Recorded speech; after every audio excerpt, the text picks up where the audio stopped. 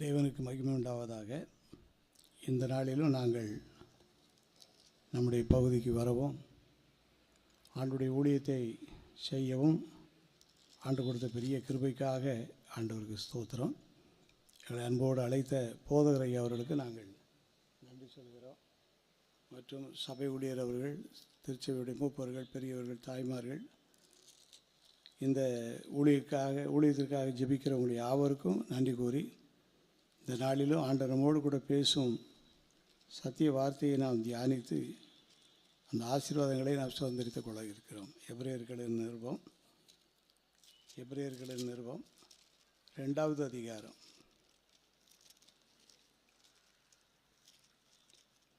2வது அதிகாரம் கடைசி வசனம். எபிரேயர் 2வது அதிகாரம் கடைசி 18வது வசனம். ஆதலால் அவர் தாமே சோதிக்கப்பட்டு பாடுபட்டதினாலே அவர் சோதிக்கப்படுகிறவர்களுக்கு உதவி செய்ய வல்லவராக இருக்கிறார். அவர் தாமே சோதிக்கப்பட்டு பாடுபட்டதினாலே அவர் சோதிக்கப்படுகிறவர்களுக்கு உதவி செய்ய வல்லவராக இருக்கிறார். நம்முடைய ஆண்டவர் யார் என்று வேதத்தை முழுவதையும் வாசித்து பார்க்கும்போது ஒவ்வொரு வசனங்களிலும் அவர் யார், அவருடைய வல்லமை என்ன, அவருடைய பெயர் என்ன, அவர் என்ன செய்கிறாரு, எப்படி செய்வார், யாருக்கு என்ன செய்வார் என்னெல்லாம் தெளிவாக சொல்லப்பட்டிருக்கு. இந்த நாளிலே நாம் தியானிக்கிற வார்த்தை சோதிக்கப்பட்டு பாடுபடுகிறவர்களுக்கு உதவி செய்ய அவர் வல்லவர். சோதனையாக இருக்கேன்னு சொல்லி அநேகர் மத்தியில் இந்த வார்த்தை ஓடிக்கிட்டு இருக்கு.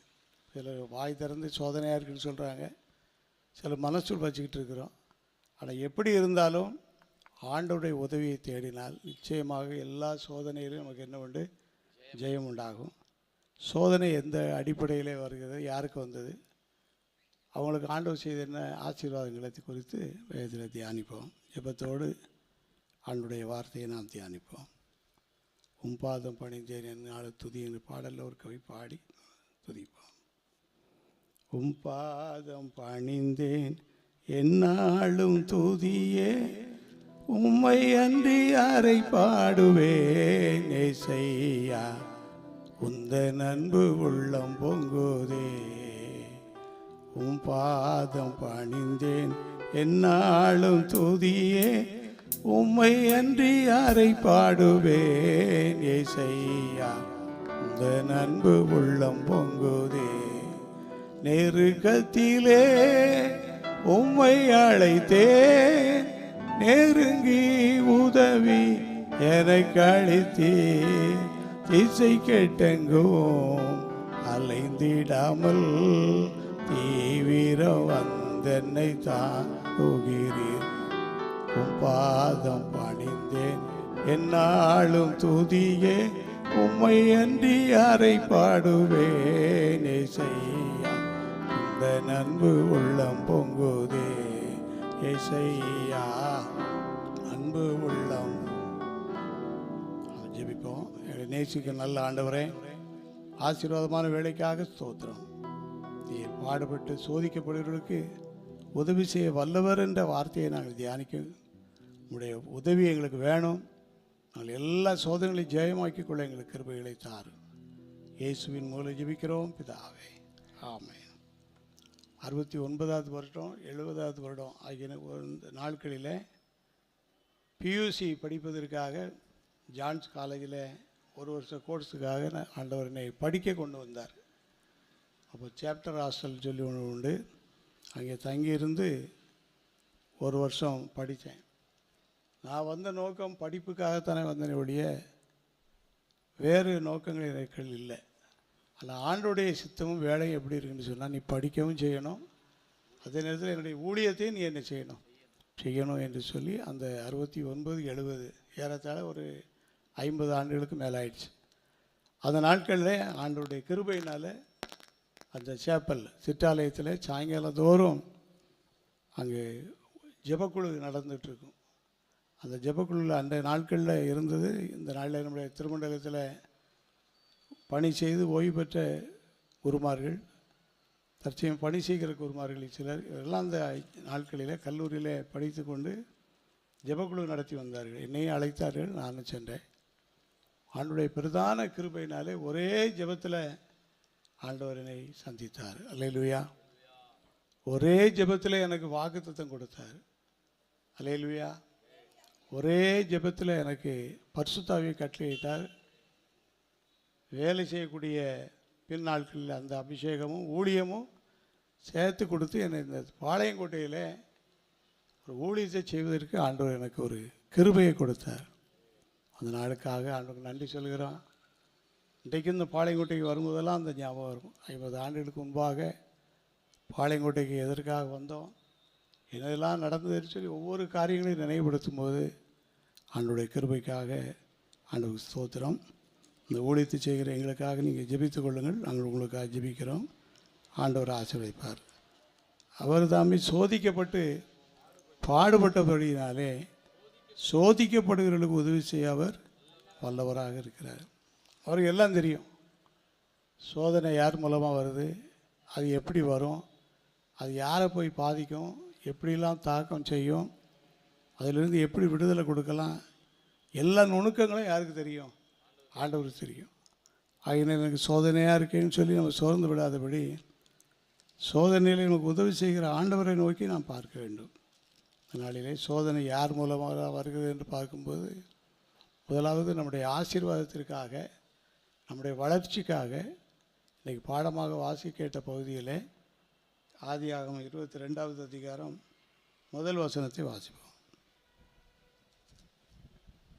இந்த காரியங்கள் நடந்த பின்பு தேவன் ஆபிரகாமை சோதித்தார். எப்படி எனில், அவர் அவனை நோக்கி ஆபிரகாமே என்றார். அவன் இதோ அடியேன் என்றான். 22வது வசனம். இந்த காரியங்கள் நடந்த பின்பு தேவன் ஆபிரகாமை சோதித்தார். அப்போ சோதனை மனுஷனுக்கு யார் மூலமாக வரும்? ஆண்டவர் மூலமாக வரும். எப்போதாவது தான் வரும். அது வந்தால் ஸ்ட்ராங்காக இருக்கும்.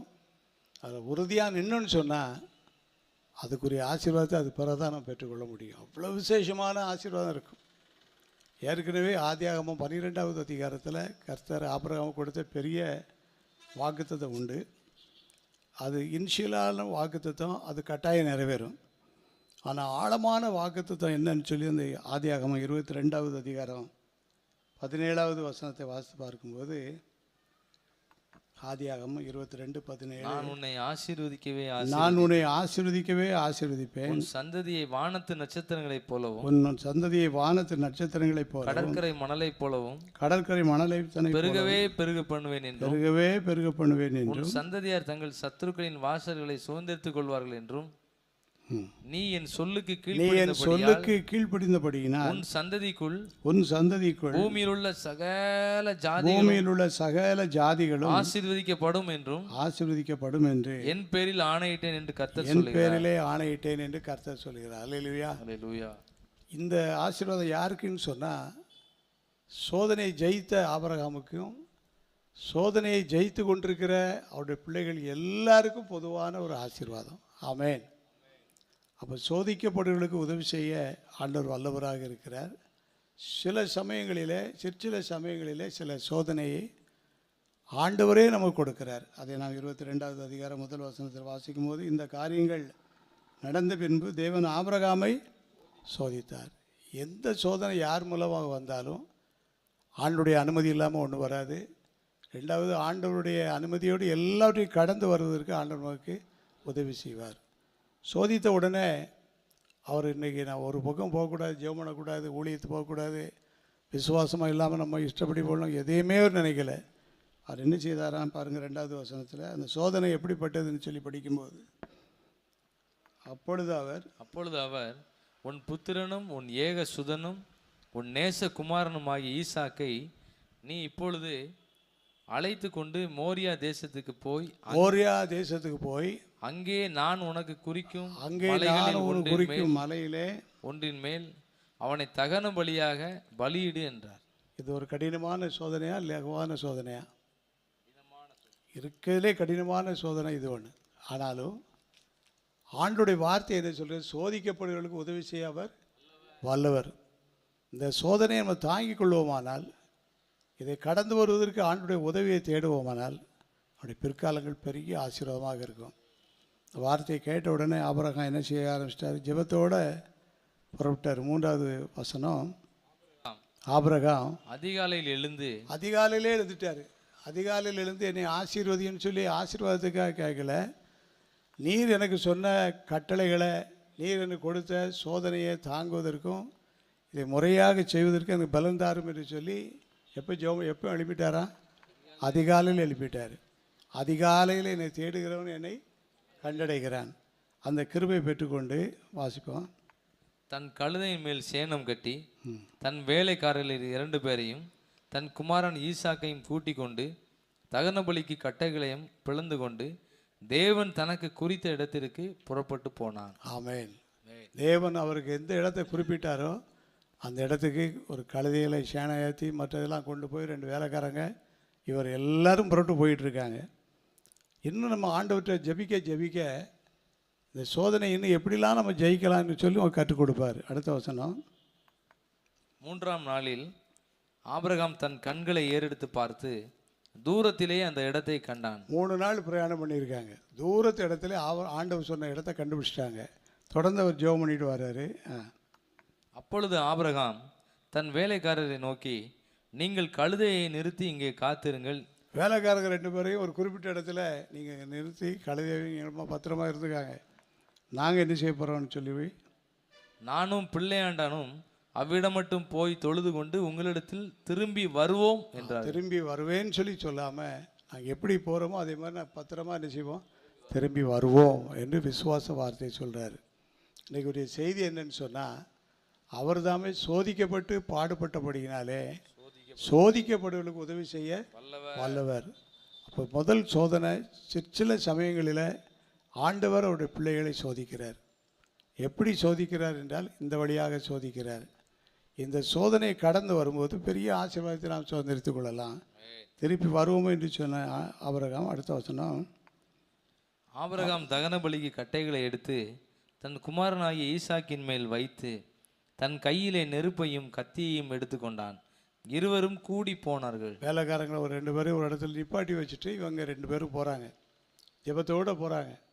இன்றைக்கி சொன்ன வசனத்தையும் நம்பி போகிறாங்க. சோதிக்கப்படுவர்களுக்கு உதவி செய்ய ஆண்டவர் அவர் ஜெபனிட்டே இருந்திருக்கணும் மனசுக்குள்ளே. ஆண்டவர் நாங்கள் 2 பேரும் போகிறோம், 2 பேரும் நிறுத்திட்டோம், இனி நான் என்ன சொல்லணும், மகன் என்ன சொல்லணும், நீர் எங்களுக்கு உணர்த்தணும்னு சொல்லி ஜெபத்தோடு போயிட்டே இருக்கிறாங்க. அடுத்த வசனத்தில் வாசிக்கும்போது, அப்பொழுது ஈசாக்கு தன் தகப்பனாகிய ஆபிரகாமை நோக்கி, என் தகப்பனே என்றான். அதுவரை அமைதியாக இருந்த மகன் ஈசாக்கு சூழ்நிலைகள் கொஞ்சம் வித்தியாசமாக ஆன உடனே அவர் மனசு திறந்து கேட்குறாரு. என்ன கேட்குறாருன்னு சொன்னால், என் தகப்பனே என்றான்.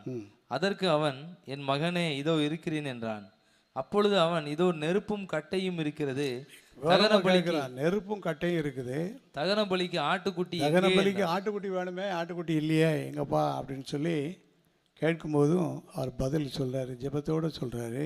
அதற்கு ஆபிரகாம், என் மகனே தேவன் தமக்கு தகன பலிக்கான ஆட்டுக்குட்டியை பார்த்து கொள்வார் என்றார். கர்த்தர் பார்த்து கொள்வார். அல்லேலூயா. நாமே சோதிக்கப்பட்டவர்களுக்கு உதவி செய்ய அவர் வல்லவர். எவ்வளவு வித்தியாசமான சூழ்நிலையாக இருந்தாலும், ஒருவேளை அது நம்மளால் முடியாத காரியமோ அப்படின்னு நினைக்கக்கூடிய சூழ்நிலையாக இருந்தாலும், ஜெபத்தோடு அந்த காரியத்தை ஆண்டவர் நம்மளை சோதிக்கும்போது அந்த சோதனையை நாம் ஏற்றுக்கொள்ள வேண்டும். ஒரு நாள் அவர் நம்மை கைவிடுவதற்காக நமக்கு சோதனை அனுப்ப மாட்டார். நம்ம அதிலிருந்து வாழ் வருவதற்கு தான் அளிப்பார். அடுத்த வசனம், அதற்கு ஆபிரகாம், என் மகனே தேவன் தகன பலிக்கான ஆட்டுக்குட்டியை பார்த்து கொள்வார் என்றான். அப்புறம் இருவரும் கூடி போய், இந்த வார்த்தையை விசுவாச வார்த்தையை சொல்லி குறிப்பிட்ட இடத்துக்கு 2 பேரும் வந்துகிட்டு இருக்காங்க. தேவன் அவனுக்கு சொல்லியிருந்த இடத்திற்கு வந்தார்கள். அங்கே ஆபிரகாம் ஒரு பலிபீடத்தை உண்டாக்கி கட்டைகளை அடுக்கி தன் குமாரனாகிய ஈசாக்கை கட்டி அந்த பலிபீடத்தில் அடுக்கிய கட்டைகளின் மேல் அவனை கிடத்தினான். எல்லா காரியங்களையும் ஒழுங்கு பண்ணிட்டார். பரலோகம் பார்த்துட்டே இருக்குது.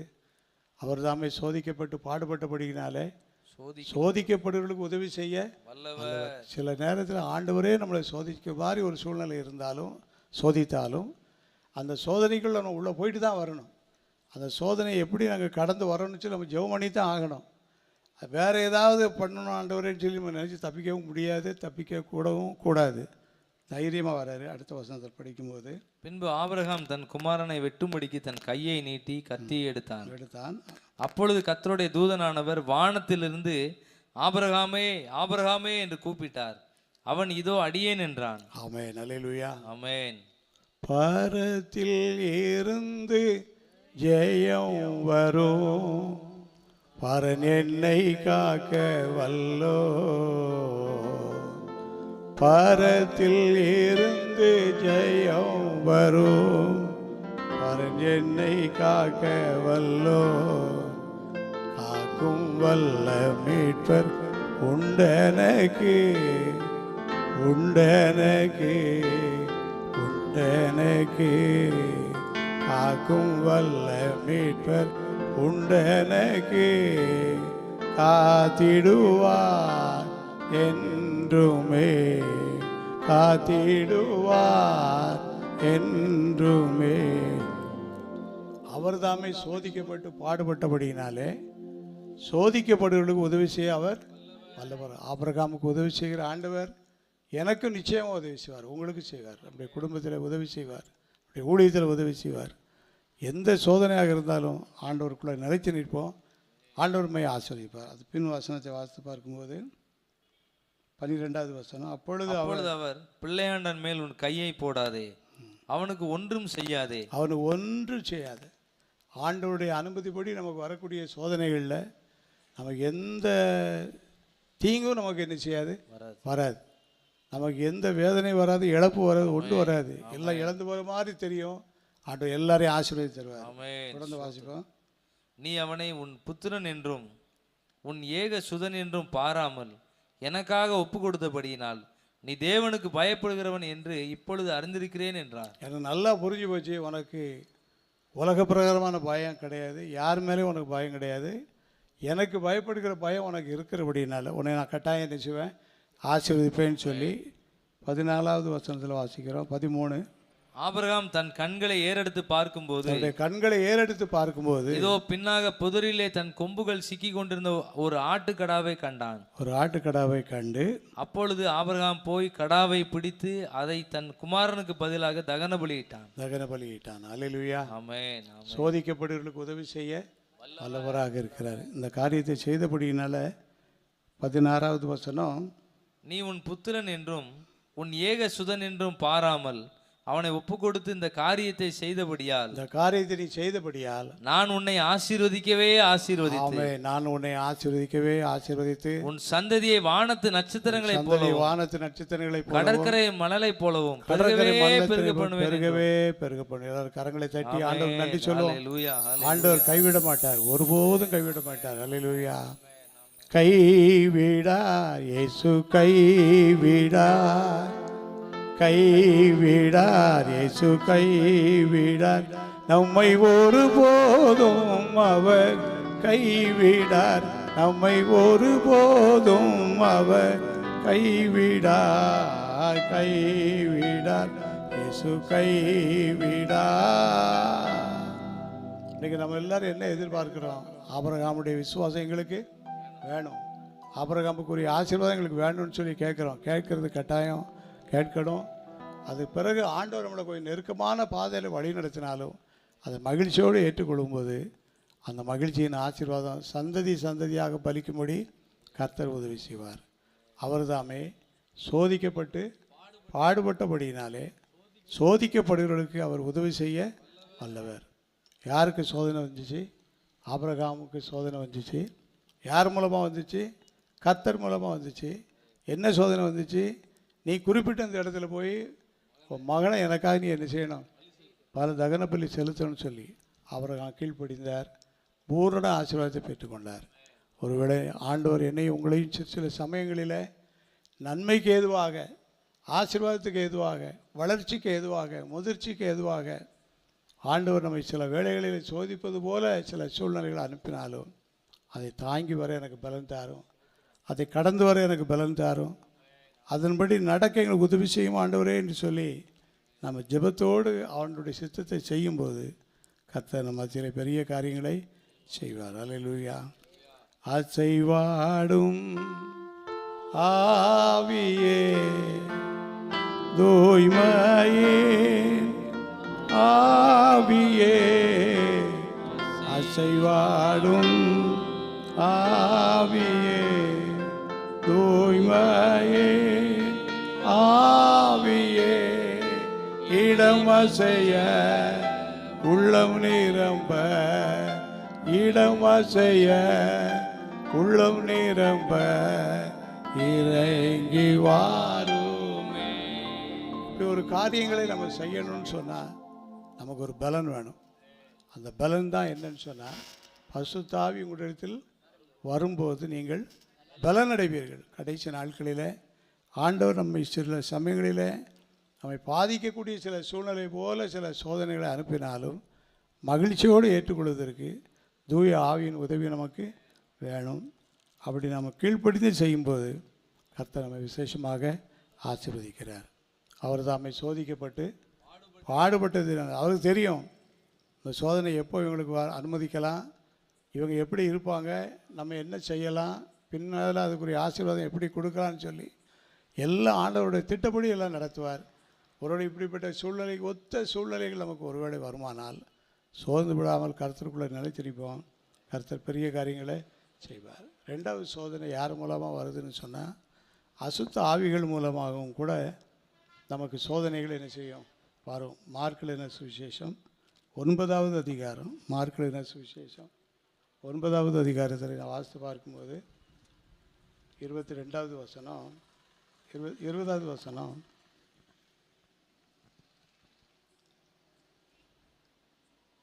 அவனை அவரிடத்தில் கொண்டு வந்தார்கள். அவரை கண்டவுடனே அந்த ஆவி அவனை அலக்களித்தது. அவன் தரையிலே விழுந்து நுரை தள்ளி புரண்டான்.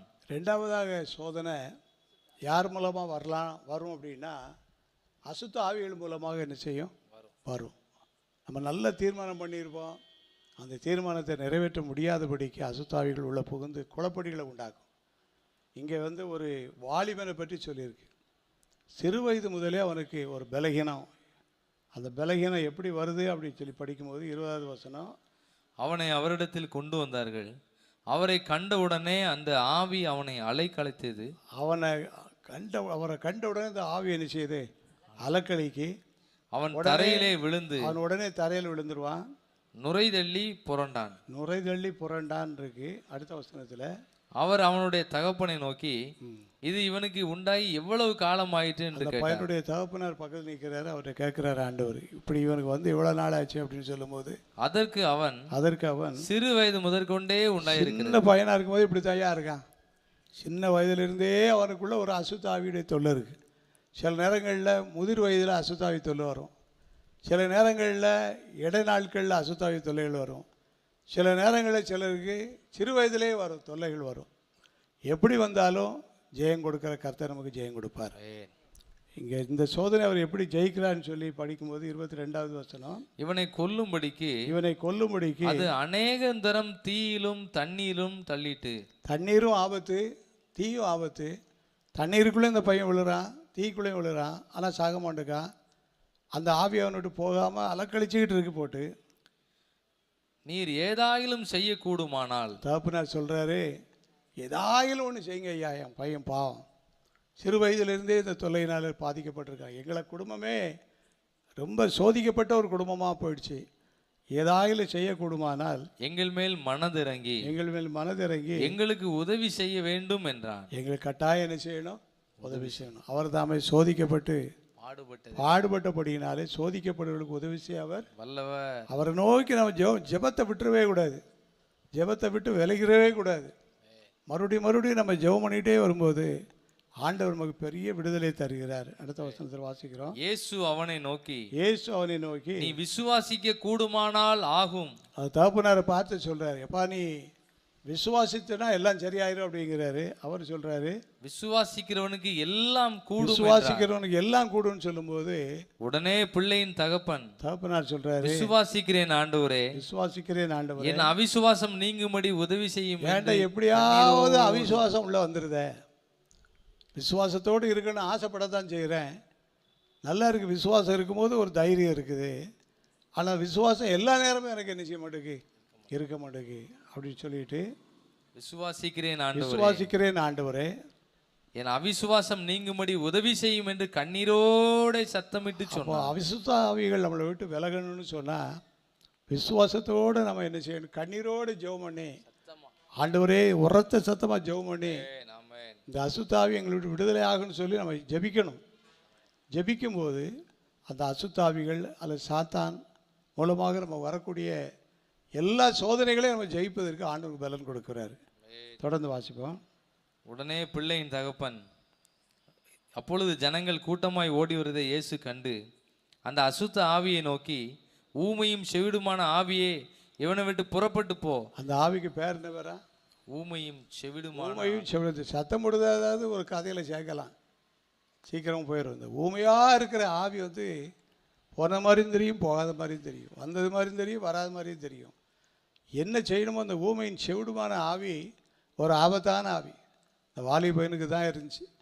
அந்த தகப்பனார் எவ்வளவோ சொல்லி பார்க்குறாரு, நான் விசுவாசிக்கிறேன் ஆண்டவரே. எனக்கு சில நேரம் என்ன வந்துடுது, அவிசுவாசம் வந்துடுது. சில நேரங்களில் அசுத்தாவி நம்மளை சோதிக்கும் போது ஒரே நிலையில் இருக்க விடாதபடி நம்மளை அலக்களிக்கும். ஆனாலும் நம்ம சோர்ந்து பெறக்கூடாது. தொடர்ந்து வாசிப்போம். ஊமையும் செவிடுமான ஆவியே, இவனை விட்டு புறப்பட்டு போ, இவனை விட்டு புறப்பட்டு போ, இனி இவனுக்குள் போகாத என்று நான் உனக்கு கட்டளையிடுகிறேன் என்று அதை ஆண்டவர் நிரந்தரமான விடுதலை கொடுக்கிறார். இவனை விட்டு புறப்பட்டு போனா போயிடும். ஒருவேளை ஆண்டவர் போன பிறகு திருப்பி வர்றதுக்கு வாய்ப்பு இருக்கும். ஆகையினால தான் ஆண்டவர் மறுபடியும் ஒரு வார்த்தை என்ன சொல்றான்னு கேட்டா, இனி இவனுக்குள் போகாதே. இப்போ வெளியே விட்டு போறது தான்.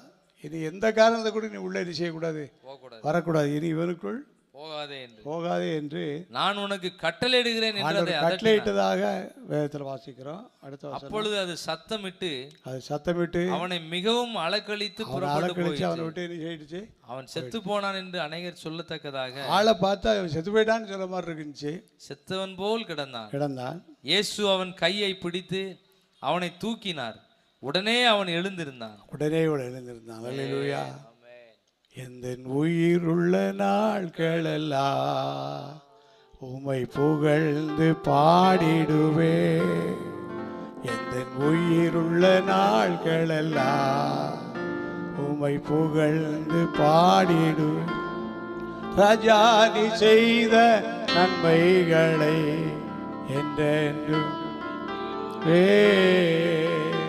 ராஜா நீ செய்த நன்மைகளை என்றென்றும்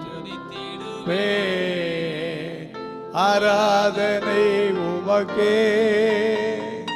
ஆராதனை உமக்கே,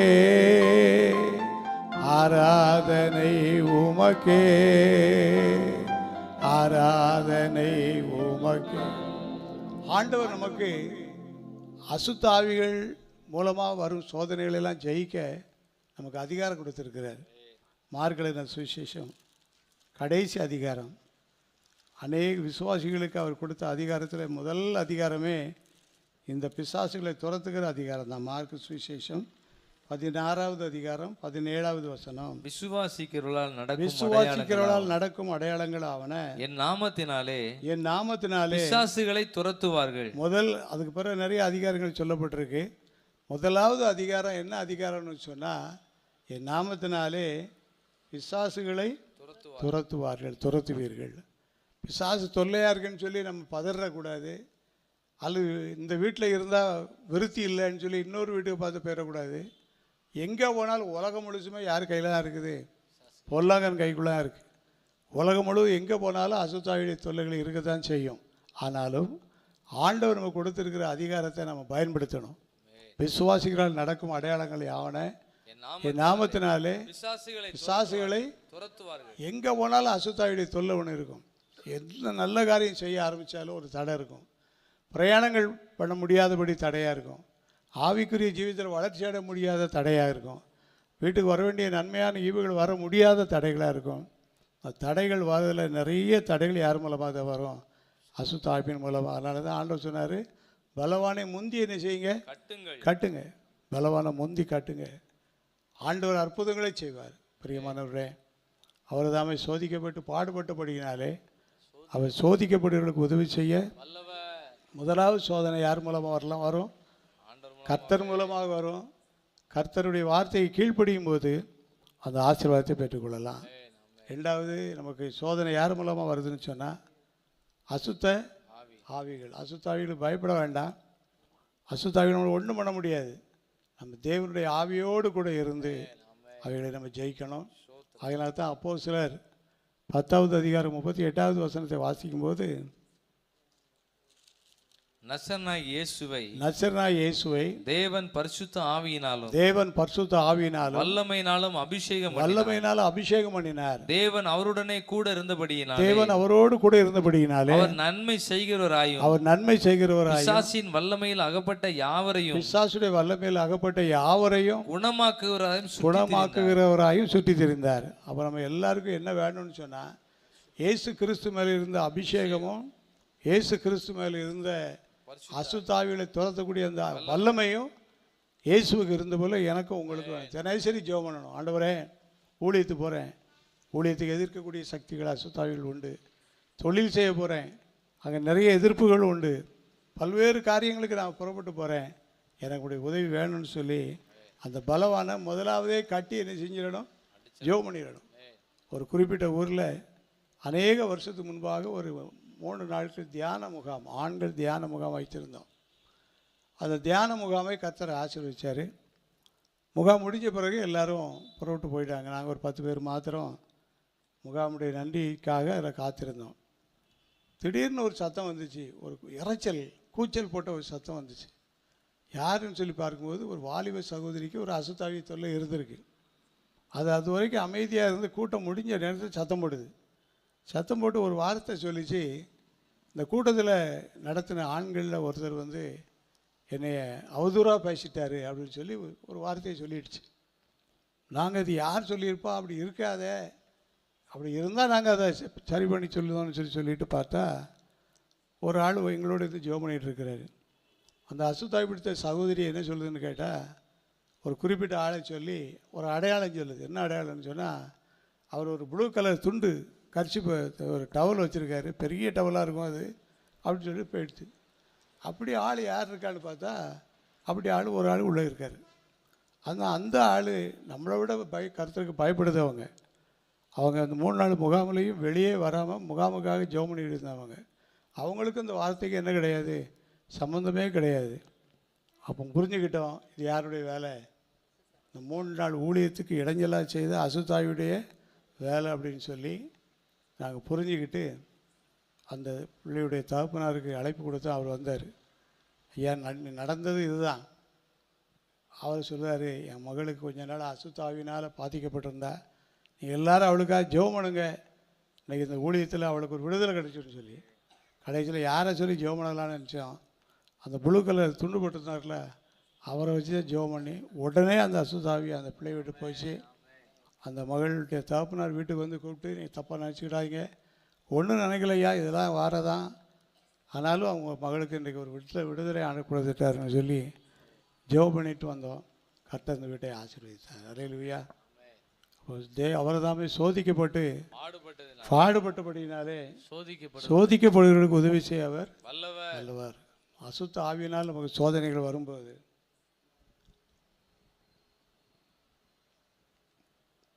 அவன் கலங்க வேண்டிய அவசியம் இல்லை. வேத வசனத்தை எடுத்து நிறைய வாசிக்கணும். இதெல்லாம் நல்லா எல்லோரும் புரிஞ்சுக்கிட்டீங்கன்னா உங்களுக்கு பிரயோஜனமாக இருக்கும். வேத வசனத்தை நிறைய வாசிக்கணும். எல்லா நாளும் வாசிப்பதை விட ஒரு மாதிரி அசுத்தாவிடைய தொல்லை மாதிரி வீட்டில் ஏதோ ஒரு பிரச்சனை கொண்டு வந்துட்டு இருக்காங்க சாத்தான் அப்படின்னு சொல்லி வரும்போது வேத வசனத்தை அதிகமாக வாசிக்க பழகிடணும். அப்போ அந்த வேத வசனத்தை படிக்க நமக்கு விசுவாசம் கிடைக்கும். விசுவாசம் கிடைக்க ஆட்டோமேட்டிக்காக நம்ம ஜெபம் பண்ண ஆரம்பிச்சிருவோம். அதுக்காக யாராவது பதில் சொல்லிட மாட்டாங்களா, இது என்னதுன்னு சொல்லிலாம் நம்ம போக வேண்டிய அவசியமே கிடையாது. நமக்காக எல்லோரும் ஜெபம் பண்ணலாம். ஆனால் அந்த சோதனைகளை கடந்து வர்றது யார் தான் வரணும், நம்ம தான் வரணும். ஆண்டவர் நமக்கு கிருபை கொடுக்குறாரு. நாமத்தினாலே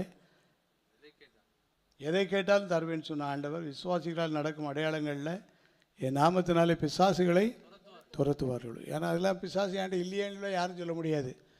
இயேசு எல்லாத்தையும் இருப்பது போல் அசுத்தாவி எங்கேயாவது ஒரு இடத்துல உள்ளே உட்கார்ந்துருக்கும். அது தெரியாது, அது தந்திரம் உள்ளது, அது நமக்கு கேடு செய்வதற்காக நமக்கு இடைஞ்சல் பண்ணிக்கிட்டே இருக்கும். ஆனால் நம்ம அது கலங்காதபடி தைரியமாக இருப்போம். கர்த்தர் நடத்துவார். அல்லேலூயா. கலங்காதே கலங்காதே,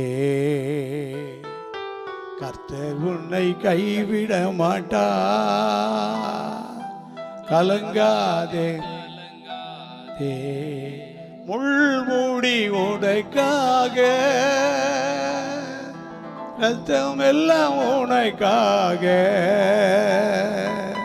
முள்மூடி உனக்காக, ரத்தம் எல்லாம் உனக்காக. பாவங்களை அறிக்கையிடு, பாவங்களை அறிக்கையிடு, பரிசுத்தமாகிவிடு, நீ பரிசுத்தமாகிவிடு. கலங்காதே கலங்காதே, கர்த்தர் உன்னை கைவிட மாட்டார். ஒரு நாள் நம்ம கைவிடப்பட்டு போகிறதே கிடையாது.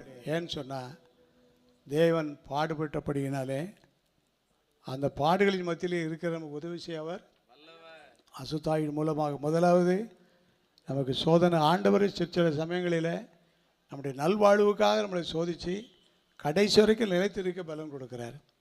ரெண்டாவது சில விதமான சோதனை யார் மூலமாக வருது? அசுத்த ஆவி மூலமாக. இளைஞர்களை பிடிக்கிறான், முதியோர்களை பிடிப்பான், சிறு பிள்ளைகளை பிடிச்சி அசுத்த ஆவியுடைய தொல்லைகளை எப்படி இருந்தாலும் நம்ம அது கலங்க வேண்டிய அவசியமே கிடையாது. இயேசுவின் நாமத்தை சொல்லி, இயேசுவின் நாமத்தை சொல்லி அந்த அசுத்தாவிகளை துரத்தும் போது எல்லாம் ஓடி போயிடும். இன்றைக்கு அசுத்தாவியுடைய நிலைமை என்னன்னு சொல்லி வேதத்தில் வாசிக்கும்போது வெளிப்படுத்தல் 12வது அதிகாரம் 12வது வசனம். வெளிப்படுத்தல் 12:12.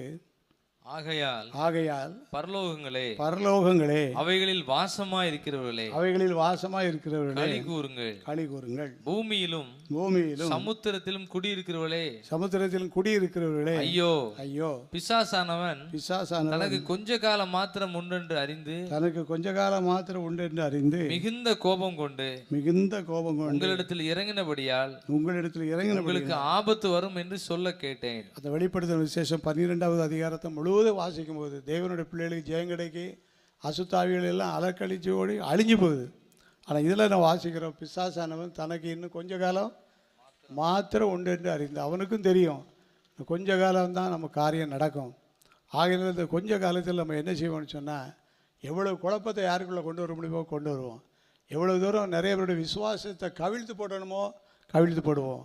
எவ்வளோ பேர் ஜெபிக்க விடாமல் தடை செய்யணுமோ அதெல்லாம் செய்வோம். ஊழியம் செய்ய விடாதபடி தடுக்க வேண்டிய வேலையெல்லாம் செய்வோம். அந்த வீடு நல்ல வளர்ச்சி அடைய முடியாதபடிக்கு இருக்கிற சூழ்நிலைகளெல்லாம் மாற்றி போடுவோன்னு சொல்லி அசுத்தாவி என்ன செய்திருக்கிறாங்க? கொஞ்ச காலம் மாத்திரம் உண்டென்று அறிந்து மிகுந்த கோபத்தோடு இருக்கிறான். சாதாரணமாக கோபம் வர்றது ஒன்றும் தப்பு இல்லை. ஆனால் எந்த நேரமும் கடுகடுன்னு கோபம் வந்துகிட்டே இருந்தால் அவங்களுக்குள்ளே என்ன இருக்குதுன்னு அர்த்தம்? அசுத்தாவியுடைய தொல்லை அவங்கள விட்டு போகலை. கோபம் வர்றது எல்லாருக்கும் பொதுவான சகஜம். ஆனால் கொஞ்சம் நேரத்துக்குள்ள அது என்ன செய்யணும்? மாறணும். காலையில் பிடிச்ச கோபமான பேசுகிற பேச்சு சாயங்காலம் வரைக்கும் குறையலைன்னு சொன்னால் அவங்க ஒழுங்காக பேசலை, அவங்களுக்குள்ளே என்ன இருக்குது? கொஞ்சம் அசுத்தாவியுடைய தொல்லை இருக்குது. அவங்க ஜாக்கிரதையாக இருக்கணும். ஜெபமனலைன்னு சொன்னால் இந்த கோபம் பெருகி பெருகி பெருகி பெரிய ஆபத்துக்குள்ளே போய் என்ன செஞ்சிடும்? சேர்ந்துடும். ஆகினால அவர் தாமே பாடுபட்டு சோதிக்கப்பட்டு பாடுபட்டபடினாலே சோதிக்கப்பட்டு உதவி செய்ய அந்த வாலிபருக்கு உதவி செய்த ஆண்டவர், தகப்பனுக்கு உதவி செய்த ஆண்டவர், அந்த வீட்டுக்கு உதவி செய்கிற ஆண்டவர். நம்ம எல்லார் வீட்டில் வந்து உதவி செய்யணும், நமக்கு உதவி செய்யணும், நம்முடைய பிள்ளைகளுக்கு உதவி செய்யணும். நமக்கு விரோதமாக எழும்புகிற எந்த ஒரு ஆயுதமும் அது வாய்க்காதே போகும் என்று சொல்லி வேதத்தில் வாசிக்கிறோம். ஸோ ஆண்டவரே சில நேரங்களில் நம்மளை சோதித்து புடமிட்டு சுத்தப்படுத்துகிறார். ரெண்டாவதாக அசுத்த ஆவியின் மூலமாக நமக்கு சோதனை வருது. கடைசியாக நமக்கு வரக்கூடிய சோதனை இன்னொரு பக்கம் எங்கேருந்து வருதுன்னு சொல்லி படிக்கும்போது யாக்கோபு எழுதின நிருபம் 1வது அதிகாரம், யாக்கோபு எழுதின நிருபம் 1வது அதிகாரத்தில் சோதனை எங்கேருந்து வருதுன்னு சொல்லி இதில் தெளிவாக படிக்க முடியும். யாக்கோபு 1வது அதிகாரம் 13வது வசனம். சோதிக்கப்படுகிற எவனும் நான் தேவனால் சோதிக்கப்படுகிறேன் என்று சொல்லாதிருப்பானாக. தேவன் என்னை சோதித்தார்னு சொல்லி சொல்லாமல் இருப்பானாக.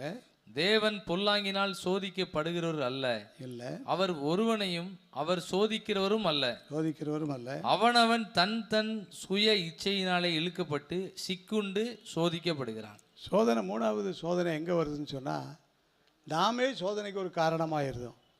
நம்முடைய விருப்பங்கள், நம்முடைய வேண்டுதல்கள், நம்முடைய எண்ணங்கள், நம்முடைய செயல்கள், நம்முடைய கிரியைகள் எல்லாம் பாவத்துக்குள்ளாயும் சோதனைக்குள்ளாயும் அழிவை நோக்கி ஓடுது. அதுதான் வேதத்தில் நம்ம வாசிக்கிறோம்.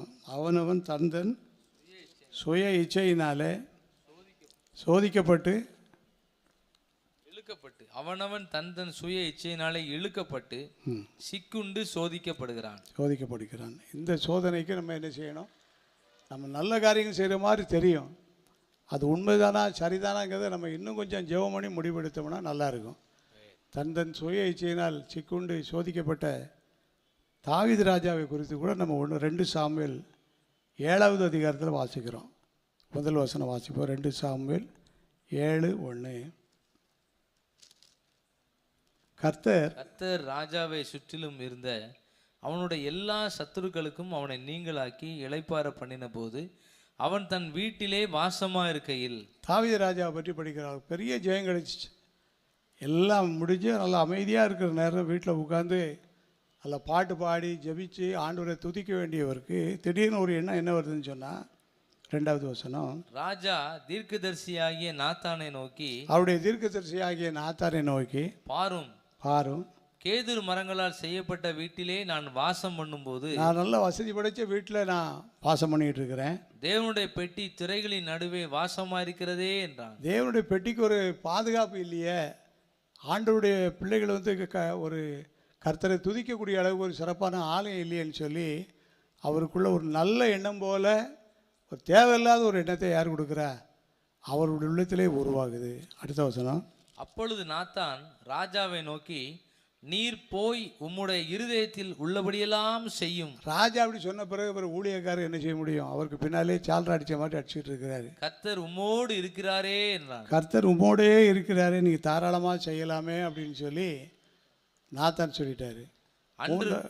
அன்று ராத்திரியிலே கர்த்தருடைய வார்த்தை நாத்தானுக்கு உண்டாகி, கர்த்தருடைய வார்த்தை அந்த தீர்க்கதரிசிக்கு உண்டாகி, அவர், நீ போய் என் தாசனாகிய தாவீதை நோக்கி கர்த்தர் சொல்லுகிறது என்னவென்றால், நான் சொல்றத நீ போய் ராஜாட்ட போய் சொல்லு அப்படின்னு சொல்லி அனுப்புறாரு. நான் வாசமா இருக்கத்தக்க ஆலயத்தை நீ எனக்கு கட்டுவாயோ? நான் இஸ்ரவேல் புத்திரரை எகிப்திலிருந்து புறப்பட பண்ணின நாள் முதற்கொண்டு இந்நாள் வரைக்கும் நான் ஒரு ஆலயத்திலே வாசம் பண்ணாமல் கூடாரத்திலும் வாசஸ்தலத்திலும் உலாவினேன். ஆண்டவர் சொல்றாரு, நான் என்னைக்காவது ஒரு சர்ச்சை கட்டுன்னு சொன்னானா, எனக்கு ஒரு சேஃப்டி உண்டாக்கி தான்னு சொல்கிறேன்னா ஒன்றும் சொல்லலையே. இந்த ஜனங்களை புறப்பட வழிநடத்தினிலிருந்து பிள்ளைகளோடு கூட நான் இருக்கிறேன்னு சொல்கிறாரு. நான் இஸ்ரவேலாகிய என் ஜனத்தை மேய்க்கும்படி கட்டளையிட்ட இஸ்ரவேல் கோத்திரங்களில் ஒரு கோத்திரத்தையாவது நோக்கி, அந்த 12 கோத்திரத்தில் எந்த கோத்திரத்தையாவது நோக்கி, நீங்கள் எனக்கு கேதுரு மரத்தால் செய்யப்பட்ட ஆலயத்தை கட்டாதிருக்கிறது என்ன என்று நான், இன்னும் நீங்கள் சர்ச்சை கட்டாமல் இருக்கீங்களே, ஒரு சேஃப்டியான ஒரு கூடாரம் போடாமல் இருக்கீங்களேன்னு சொல்லி நான் என்றைக்காவது கேட்டது உண்டா? நான் இஸ்ரவேல் புத்திரர்கள் உலாவி வந்த எவ்விடத்திலாவது யாதொரு வார்த்தையும் சொன்னது உண்டோ? இப்போதும் நீ என் தாசனாகிய தாவீதை நோக்கி, சேனைகளின் கர்த்தர் சொல்லுகிறது என்னவென்றால், தாவீது செய்த காரியம் என்ன?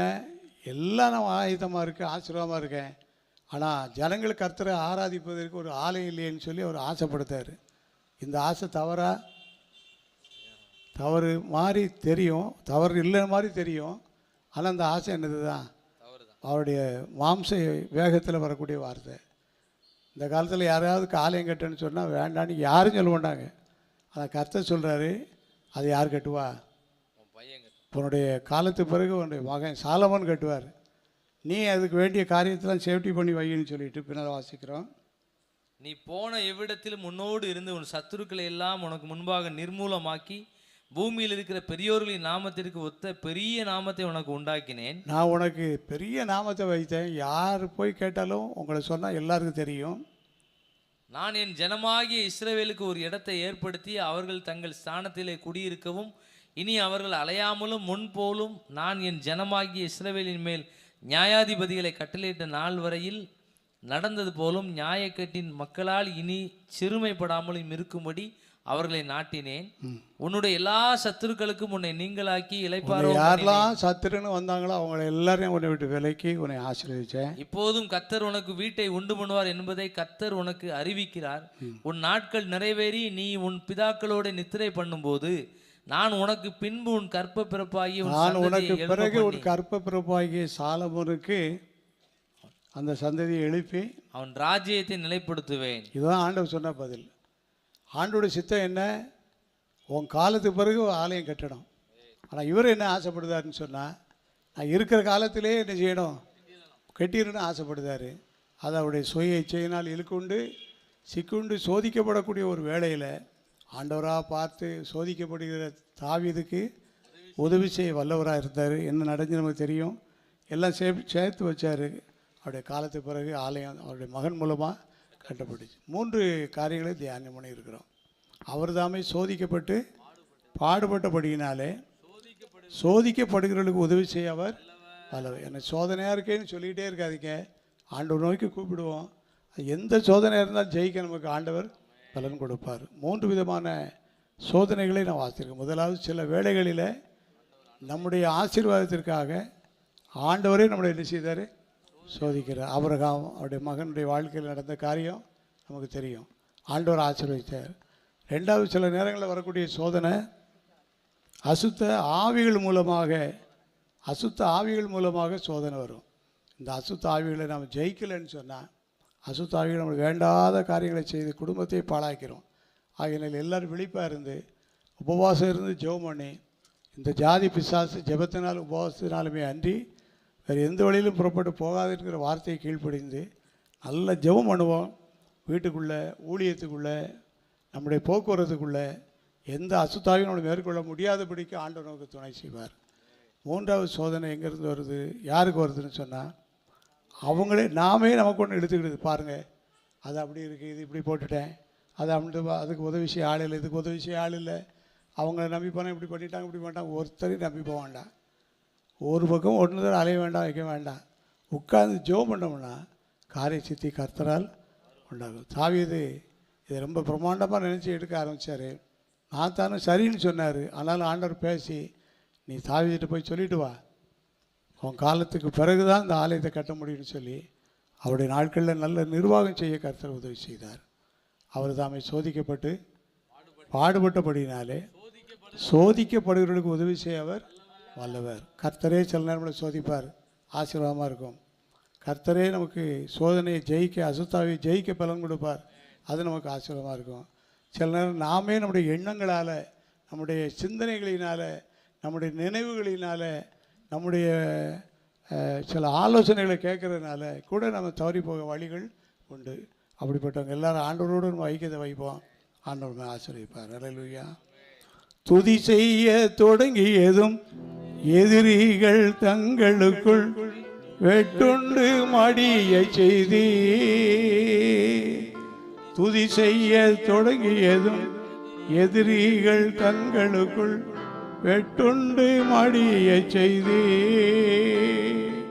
உம்மாலாகோ எல்லாமாகோ, உம்மாலாகும் எல்லாமாகும். அலங்கார வாசலிலே அலங்கோல முடவன் என்று நடந்தானே இயேசு நாமத்தில். அலங்கார வாசலிலே அலங்கோல முடவன் என்று நடந்தானே இயேசு நாமத்தில். உம்மாலாகோ எல்லாமாகோ, உம்மாலாகோ எல்லாமாகோ.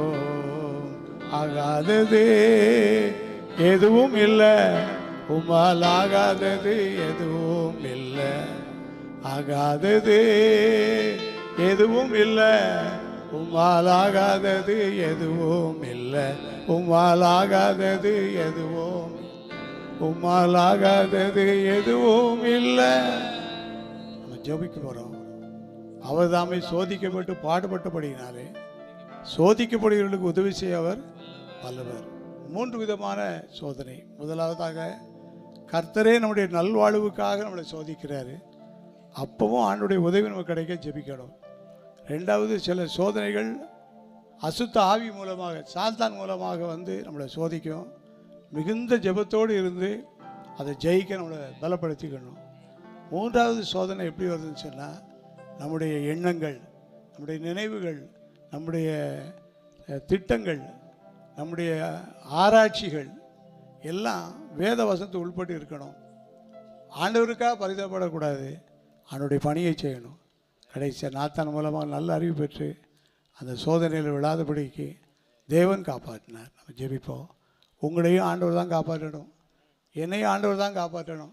நம்ம ஆண்டவர்கிட்ட விலகி போயிருப்போம். ஆனால் அந்த நாட்களை நம்ம ஆண்டவர்களை அர்ப்பணிப்போம். தேவன் ஆசீர்வதிப்பார். எங்களை நேசிக்கிற நல்ல ஆண்டவரே, அவர் தாமே சோதிக்கப்பட்டு பாடுபட்டபடியினாலே சோதிக்கப்பட்டவர்களுக்கு உதவி செய்ய வல்லவர் என்று சொல்லி நாங்கள் உம்மை நோக்கி பார்க்கிறோம். ஐயா, எங்களுக்கு ஒரு வல்லமையான உதவி இந்த ராத்திரியிலே எங்களுக்கு தேவை. உங்களுடைய வல்லமையான உதவி எங்களுடைய குடும்பத்திற்கு இந்த நாட்களில் அதிகமாக தேவை. உங்களுடைய வல்லமையான உதவி விசுவாசிகள் ஊழியர்களுக்கு எங்களுக்கு நிச்சயம் தேவை. அப்பா, நீர் எங்களுக்கு பாடுபட்டு கொண்டிருக்கிற எங்களுக்கு உதவி செய்ய வல்லவராக இருக்கிறீர் என்று நாங்கள் விசுவாசிக்கிறோம். அநேகர் இந்த விடுதலை இந்த நாளிலே பெற்றுக்கொள்ளட்டும்.